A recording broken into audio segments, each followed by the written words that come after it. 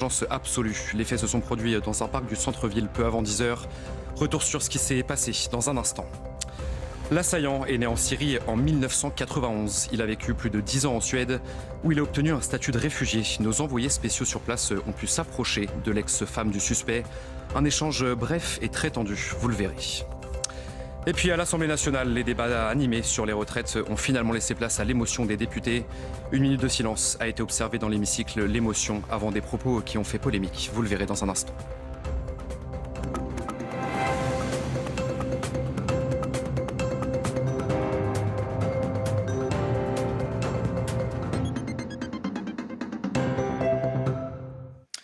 Bonsoir à tous, soyez les bienvenus dans l'édition de la nuit. Vous l'aurez compris, un journal en grande partie consacré à cette attaque au couteau survenue à Annecy. Les faits se sont donc produits ce jeudi matin, peu avant 10h, dans un parc du centre-ville. Un homme de 31 ans a blessé 6 personnes, dont 4 enfants sur place. Et parmi les victimes, 5 sont actuellement en urgence absolue. Émilie Gougache avec Adrien Spiteri. L'horreur à quelques pas du lac d'Annecy. Aux alentours de 9h40 ce jeudi, armé d'un couteau, un homme s'attaque à 4 enfants sur une aire de jeu très fréquentée dans le secteur du Paquier. Ils sont âgés de 22 mois à 3 ans. Certains se trouvaient dans leur poussette lors de l'attaque.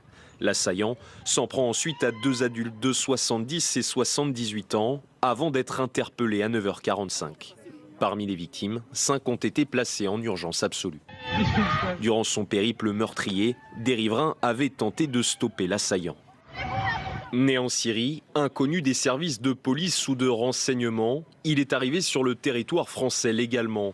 Il avait obtenu le statut de réfugié en Suède où il résidait depuis 2013. Un statut qui lui permettait de circuler librement dans l'Union européenne. Le 28 novembre 2022, il avait fait une nouvelle demande d'asile en France, refusée du fait de son obtention en Suède. L'assaillant s'est déclaré chrétien et marié avec une Suédoise. Le caractère terroriste ou non de cette attaque n'a pas encore été établi. Emmanuel Macron a réagi à ce drame sur son compte Twitter et les secours mobilisés. La Première ministre et le ministre de l'Intérieur se sont immédiatement rendus sur les lieux du drame. D'origine syrienne, il était jusque-là inconnu des services de police. Alors que sait-on sur le profil de l'agresseur présumé? Que faisait-il sur le territoire français? Élément de réponse, Mickaël Dos Santos. Le parcours de ce Syrien de 31 ans démarre en Turquie. Il y a plus de 10 ans, l'assaillant d'Annecy rencontre une jeune femme suédoise.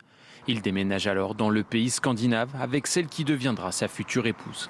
Après 2 ans, nous nous sommes mariés, mais il n'a pas pu obtenir la nationalité suédoise, donc il a décidé de quitter le pays. À ce moment-là, il est parti. Nous nous sommes séparés parce que je ne voulais pas quitter la Suède. L'individu divorce, quitte son ex-compagne et son enfant de 3 ans pour rejoindre la France l'automne dernier. Celui qui se définit comme un chrétien de Syrie trouve refuge dans une église avant d'errer dans les rues d'Annecy. On serait sur un réfugié, quelqu'un qui est réfugié politique et qui serait actuellement sans domicile fixe à Annecy. Malgré un statut de réfugié obtenu en Suède, l'assaillant fait d'autres demandes d'asile en Italie, en Suisse, mais aussi en France. Un refus lui est notifié par l'Office de protection des réfugiés et apatrides le 4 juin dernier, quelques jours seulement avant son attaque au couteau. C'est effectivement une coïncidence troublante que dimanche dernier, il connaît la réponse de l'administration française en 6 mois, pas d'asile, puisque vous l'avez déjà en Suède, et qu'il passe à l'acte dans ce crime absolument ignoble. L'assaillant n'était pas connu des services de police, il n'avait ni antécédent psychiatrique, ni addiction à l'alcool ou aux stupéfiants. L'auteur présumé de cette attaque a donc vécu pendant plus de 10 ans en Suède, où il a obtenu sur place le statut de réfugié. Nos envoyés spéciaux en Suède ont pu approcher l'ex-femme de l'assaillant, une famille très tendue après ce drame. Regardez cette séquence tournée par Régine Delfour et Sacha Robin. We can't talk to anyone. No, we don't have any information.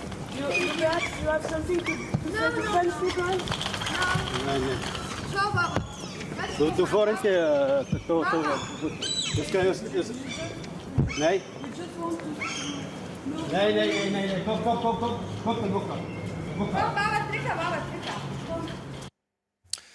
Alors comment notre équipe est-elle parvenue à retrouver la famille de l'assaillant? Que s'est-il concrètement passé sur place?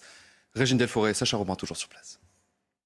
Nous avons tenté à 2 reprises d'entrer en contact avec l'ex-compagne de l'agresseur présumé dans cet immeuble, puisque c'est ici que cet agresseur présumé est supposé avoir vécu pendant plus de 10 ans. Alors nous l'avons vue une première fois, elle tentait de sortir de l'immeuble, elle était surprise par notre présence, donc elle est rentrée dans le hall et c'est une personne qui l'accompagnait, je ne sais pas si c'est un membre de sa famille, sa sœur ou une amie qui, elle, s'est montrée extrêmement agressive. 1 heure plus tard, ils sont donc ressortis. On était un petit peu sur le côté, donc ils étaient en confiance. On les a suivis. On l'a tenté de leur demander un mot, savoir s'ils pouvaient nous parler de son ex-compagnon, mais on a senti cette terreur. On a vu cette petite fille de 3 ans. Je vous rappelle qu'un des enfants qui est gravement blessé a le même âge que cette petite fille et ils nous ont demandé de les laisser simplement tranquilles, qu'ils n'avaient rien à déclarer.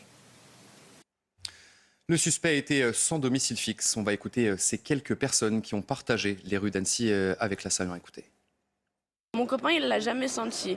Mais je sais pas, il avait pas l'air si méchant que ça en vrai. Il avait l'air quand même vachement dans son monde. Il parlait à personne de son côté et tout. Vous voyez, il était seul. Vraiment, il était bizarre. C'est pas quelqu'un, il aurait pu s'intégrer avec nous. Il y a d'autres gens qui viennent d'ailleurs, qui arrivent à s'intégrer, mais lui, il s'est pas intégré. Je l'ai vu 2-3 fois, parce qu'en fait, je m'aperçus parce que c'était sa dégaine. Une personne normale. À Annecy, il y a beaucoup de fous.